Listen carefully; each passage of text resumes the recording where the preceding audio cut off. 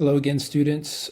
This is a continuation of how to use Google Scholar. What I have open is an article that I've already found on Google Scholar, and I want to show you one thing you can do with it. Of course, you can always read it, which I highly recommend. You can read the abstract, which is right here, but one valuable resource in all articles is at the very end when they have their citations or references, sometimes called endnotes. Here they're called references. And sometimes this particular article that we're reading is not as helpful for us, but when we look at the references, we can find something that's more connected to what we want to know. And you can just scan through it quickly. I'll look at the first few here just to show you what you can learn. The first one here, it has the author's name, and then it has international students in Australia, etc., etc. And then it says Asia Pacific Journal of Education. This tells me two things, well, really one main thing, that this is an article in a journal. The first part here, where it says international students, etc., that's the title of the article. And then here, Asia Pacific Journal of Education is the title of the journal. If you look down here, Ballard B, Academic Adjustment, etc., it's got the same thing. It's got a title of an article and then in italics, Higher Education Research and Development. It doesn't have the word journal there, but it is a journal.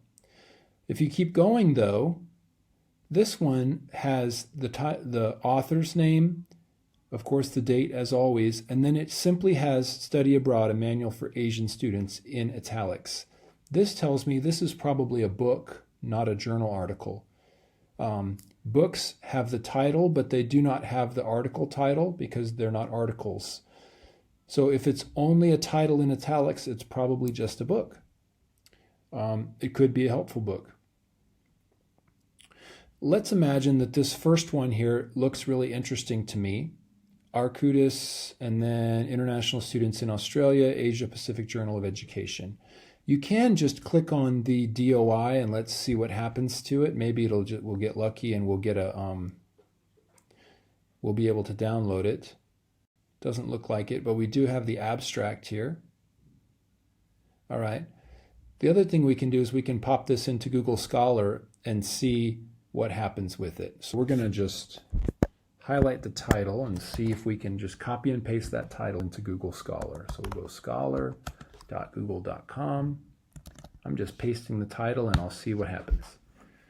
All right, so I got it, but unfortunately we don't have a full text access to it on Google Scholar anyway, but we can go through the same routine before. We can look at those that cited it, or we can look at related articles. In this case, I'm just going to go back to this and see if I can find another one that might have, I see a lot of books here. You can see it's got the author and then the title of the book. Let's try this one, Campbell, Asian Students' Voices, an empirical study of Asian students' learning experiences. I'm going to click on the DOI again, see what happens. And all right, and then I'm just gonna, that doesn't give me the full text.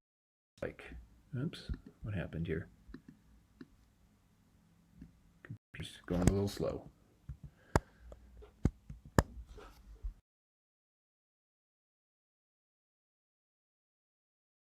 Okay, so I managed to highlight and copy the title of the article here, and I can just go over here and I'm gonna delete this one and search for a different one and see what I get. Once again, I was unlucky and I didn't get a full text. But in any case, you're welcome to go through the references and see if you can find something that's really helpful to you that you think you might really want to read more about. I'm just kind of scanning this. Some of these are going to be about English teaching. I see English for specific purposes. So sometimes the journal title will tell you more about it. For example, Professional Psychology. We have another Journal of International Students. This one was also, this was Journal of Studies in International Students, so they're a little bit different. What about this International Education Journal? Let's try this one. I'm just going to copy that right there, co-national support. And I type it into Google Scholar, copy and paste it in. Look at that. And so that one has a PDF available. So I'll click on that. And lo and behold, there is the article. So you can see how you can use the references at the end of an article. I'll just scroll down to the references here at the end of this one as kind of a resource for you to find other things that other articles or books that might be more interesting for you. I would encourage you to take a look at it and see where it will take you. All right, thanks.